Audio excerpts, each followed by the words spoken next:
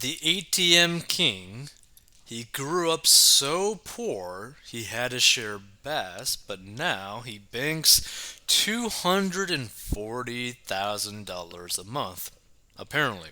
So let's get right into the story.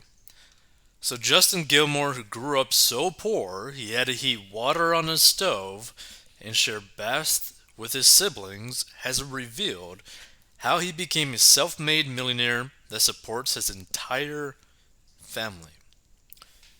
The self-proclaimed ATM king rakes in more than $240,000 a month running cash machines nationwide, and now he's got his sights set on the controversial Bitcoin market. Gilmore, who's 38, was raised by a single mother in Atlanta with his two siblings. He remembers nights when the power went out, his family lived off cereal and sandwiches, and visited their grandparents to be fed, as his mom, Sandra, who passed away in 2019, struggled to keep up with the bills. Well, sorry to hear that she passed away.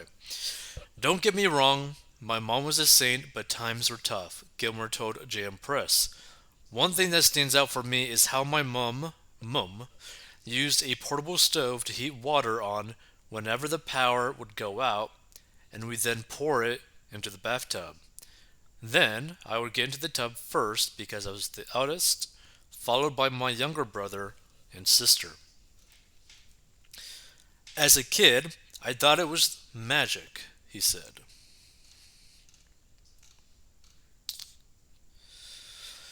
But he remembers watching his mother being burdened by bills throughout his childhood, and his school life wasn't much of an escape. He felt that he was written off by teachers when he was expelled at 15, but it pushed him to begin building his wealth at a young age.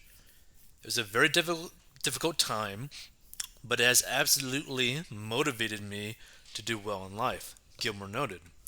After being kicked out of school, Justin took a $4.75 an hour job at his local grocery store, where he was promoted to become the night manager just 2 years later.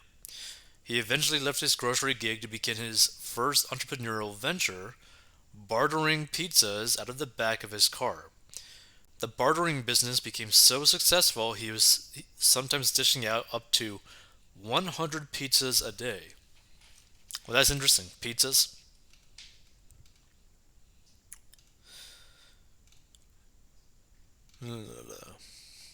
So in 2004, Gilmore became a parent when his first son, Justin Jr., was born.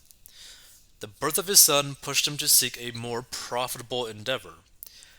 As one does when needing some cash, Gilmore turned to ATMs. He began scouting locations that needed ATMs, offering free installation, and then negotiated a split and terms under contract with the merchant. In the simplest terms, we process transactions for companies who have our ATMs, connect the customer using it to their bank, and we earn an interchange fee for providing the service, Gilmore explained. This fee never comes out of our customers' pocket, their banks pay us. The entrepreneur now has 600 ATMs and processes more than 2,000 ATMs for customers nationwide, but he isn't done yet. Gilmore is looking toward the future and is already planning to keep his business ongoing with Bitcoin ATMs. So he began investing in ISO 20022 tokens in 2017 and aims to be a leader at turning real cash into cryptocurrency and vice versa via his website btmmachines.com. So there's no two ways about it. Cryptocurrency is the future, he said. And with my business, people will cut out the cost involved in getting their Bitcoin out of the blockchain and exchanging it. The ATM King has worked hard to earn multiple luxury homes, a garage full of sports cars, and plenty of fun tech toys. But he is most proud of the simple act of providing for his family. I'm really proud of how far I've come, but I also feel blessed that I was able to take care of my mom financially from 2011 until she passed away, Gilmore said. My uncle and brother both work for me full time, and my brother has his own route of ATMs too. My family not only formed a part in making this happen, but now as part of their lives. He continued, none of them will ever have to worry about heating or food ever again. So, one thing's for sure, right? Regardless of how you view him, the situation, and all that kind of stuff, right? The thing that I get from this story, right, if it is true and all that, is that I think the greatest thing about if you were to get very wealthy is that you have the option of being the provider for the people that you love, right?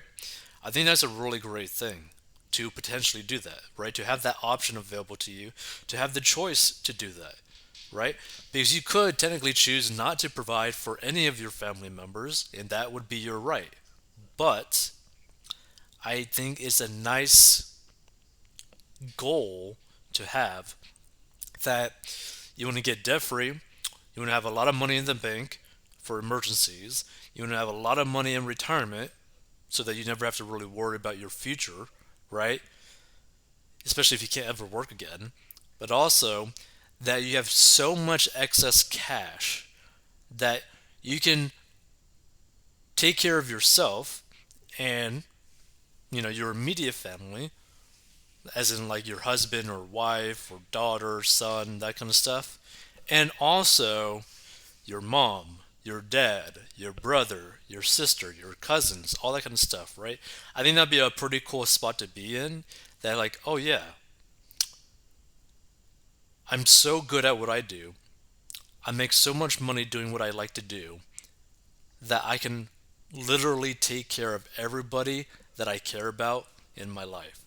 I think that is a pretty good viewpoint that, like, hey, maybe try to strive to be super successful so that you could literally take care of everyone because you want to, right? That you could have the capability of doing that. So let's check out some of the comments on this. Let's see. Really? You broadcast this? Bum bum bum bum. Great story. He's a good guy. You'd be surprised how more often than not a family member wouldn't do much to help another family member. But this is what families should do for each other. I agree. You may want to think twice about the Bitcoin thing.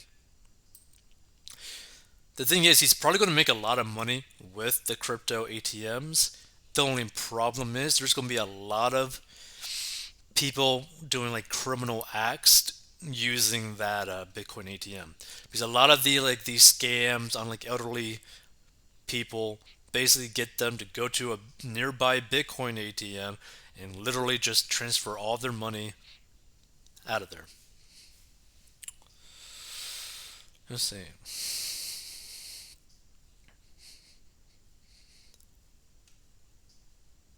Great story. Didn't make it selling drugs.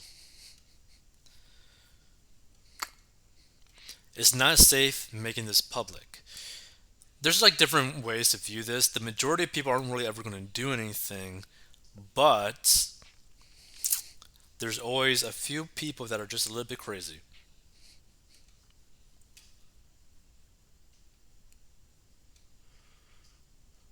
Nothing shows class and gratitude for success than posting pics of huge stacks of cash on a desk to social media.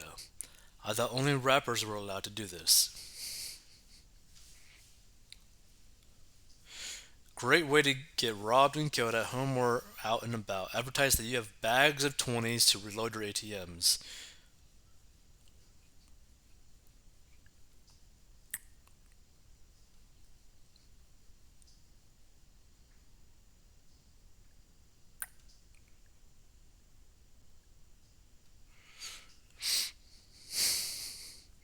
What does he do with the ATMs? How do you barter pizzas? Now, I don't really understand how you barter pizzas, but with the ATMs, because I've done research on that a while ago, because I've always been curious as to like why would people do this? Like how much money could they be possibly making? The way that these ATM businesses work is that they basically just profit from the transaction fee, right? That's basically what happens. So you know when you basically go to an ATM and they charge you like $2 or $3 or $5 to cash out like a $20 bill or a $100 bill or a $1,000 bill, right? You do get your money that you want, but he ends up basically pocketing that difference because technically all they really have to do is literally make sure that there is cash inside that ATM. That's all they really got to do in like, the simplistic version of this business. Because if there's enough foot traffic next to that ATM near some place where you need to spend cash at or want to spend cash at, you're going to make a lot of money every single day by these small transactions. Think of it like this. Think of if every time you stopped at a gas station and bought an item, right? Inside that gas station, right? Every time you spent that money, let's say that you were to buy, like, let's just say, like a coffee or energy drink, right? So that costs you like $3 or $4. Well, let's say that you automatically get charged an extra $2 for that service of just being able to do that, to pick up that drink from that gas station. But you do that like basically every single day, right? That little transaction fee, that charge for that service adds up. And if you have like 1,000 people doing that every single day, and it's a $2 transaction fee, guess what? That's like $2,000 every single day, right? Just from that small transaction. And all they're really doing is making sure that there's cash inside that system.